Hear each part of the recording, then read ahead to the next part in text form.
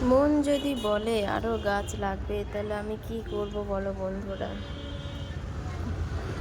এত গাছ লাগিয়েছি, আমার এখন আর লাগানোর কোথাও জায়গা নেই এই ছোট্ট আমার ব্যালকনিতে। কিন্তু তারপরেও আমি এই দুটো গাছ আবার নিয়ে এসেছি।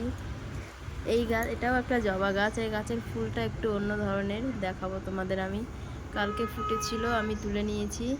এখনও লাগাইনি কিন্তু টবে। লাগাবো কোথায় আর লাগিয়ে রাখবো কোথায়? কোথাও জায়গা নেই। এখানে একটু সরু জায়গা রেখেছি, ওখানে তুলসী গাছ আছে তার জন্য, একটু সন্ধ্যা প্রদীপ দেওয়ার জন্য।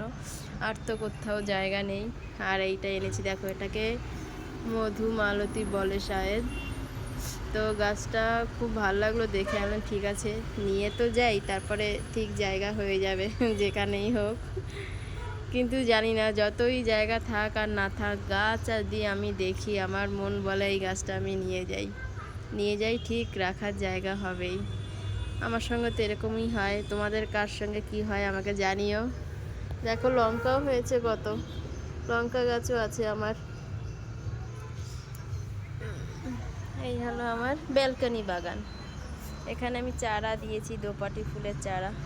আর দেখো, এখানে জায়গা নেই বলে জানলার উপরেও রেখেছি। এখনও টবে লাগালে জায়গা বেশি লাগবে, তার জন্য টবে লাগাইনি। ওই ওরকম প্লাস্টিকের মধ্যে লাগিয়ে লাগিয়ে রেখে দিয়েছি। এই দেখেছে, জায়গা না থাকলে তো কি করব বলো, তাই বলি কি গাছ লাগাবো না? এটা কখনো হয়? ওখানে দেখো, এই এই গাছের কালারটা অনেক সুন্দর। দেখো,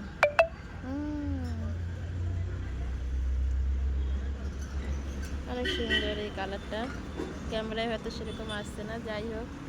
কিন্তু গাছ আমি অনেক পছন্দ করি বন্ধুরা। এর একটার মধ্যে একটা ঢুকে গেছে, কোথায় যে কি বোঝাই বড় মুশকিল।